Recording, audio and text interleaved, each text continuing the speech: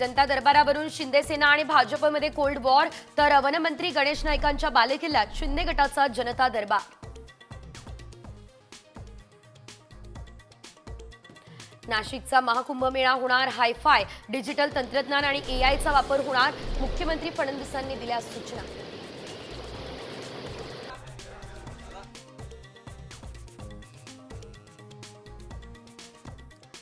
प्रशांत कोरटकरच्या अडचणीत वाढ, कोल्हापूर पोलीस नागपूरमध्ये दाखल, शिवाजी महाराजांसंदर्भातलं वक्तव्य भोवण्याची शक्यता।